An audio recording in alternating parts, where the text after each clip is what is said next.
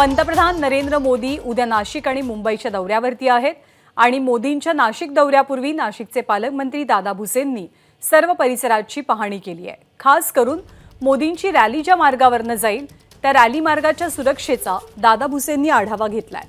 दादा भुसे यांच्यासह शासकीय अधिकारी आणि एसपीजीचा मोठा ताफा छत्रपती संभाजीनगर रोडवरती दाखल झालाय। आपले प्रतिनिधी प्रांजल कुलकर्णी आपल्याला माहिती देतात। प्रांजल, उद्याच्या रोड शोचा आढावा कसा घेतला जातोय, कोणकोणत्या बाबी क्रॉस चेक करून घेतल्या जातात?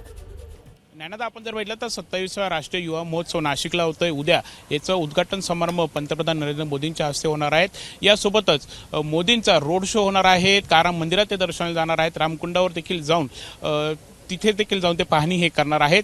आपण जर बघितलं तर मोदींचा रोड शो ज्या नाशिक छत्रपती संभाजीनगर महामार्गावरती होणार आहेत तिथे पूर्णतः बॅरिकेडिंग करण्यात आले। त्यासोबतच आपण तिकडे जर बघितलं तर सध्या इथे ट्रायल रन हा सुरू आहे। मोदींचा रोड शो खरं तर त्या मार्गाने जाणार आहेत आणि तिथे जवळपास आपण जर बघितलं तर एसपीजी, पोलीस, शासकीय अधिकारी यांच्या जवळपास 40हून अधिक गाड्या ज्या आहेत, वाहनं जे आहेत ते आपल्याला बघायला मिळत आहेत। यासोबतच इकडे जर आपण बघितलं तर पालकमंत्री दादा भुसे, खासदार हेमंत गोडसे हे सध्या या संपूर्ण परिस्थितीची पाहणी हे करतायत। दादा भुसे आहेत, त्यांच्याशी आपण बोलूयात। भुसे साहेब, तुम्ही पाहणी करतायत, काय आहे सर्व परिस्थिती? आपण बघितलं असेल की उद्याच 12 तारखेला स्वामी विवेकानंदजींच्या जयंतीच्या निमित्ताने राष्ट्रीय पातळीवरचा युवा महोत्सव नाशिकमध्ये संपन्न होतो आहे। भारताचे लोकप्रिय प्रधानमंत्री आदरणीय नरेंद्र मोदी साहेबांच्या शुभ हस्ते त्याचा शुभारंभ संपन्न होणार आहे।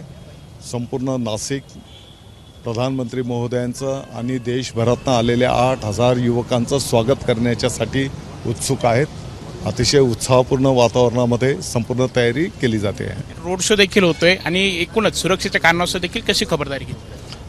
नाही, आपण बघितलं असेल की आता हा जो काही संभाजीनगर मुंबई जो हायवे आहे याच्या एका बाजूने माननीय प्रधानमंत्री महोदयांचा कॅनवाय जाईल आणि दुसऱ्या बाजूला काही कल्चरल कार्यक्रम आणि संपूर्ण नाशिकचे नागरिक त्यांचं स्वागत त्या ठिकाणी करतील। आपण बघत आहोत ज्ञानदा, अशा प्रकारे संपूर्ण खबरदारी घेतली जाते। त्या रोड शो जिथून होणार आहे त्या मार्गावरती विविध सांस्कृतिक कार्यक्रम हे पार पडणार आहेत। नाशिकची संस्कृती नक्की काय ते दाखवण्याचा प्रयत्न आहे। जवळपास रोड शो असेल किंवा सभेला 1000 नागरिक जे आहेत ते दाखल होतील। 8000 युवक देशभरातून येणार आहेत आणि आपण बघत आहोत मोदींच्या स्वागतासाठी आता नाशिक हे सज्ज झालेलं आहे।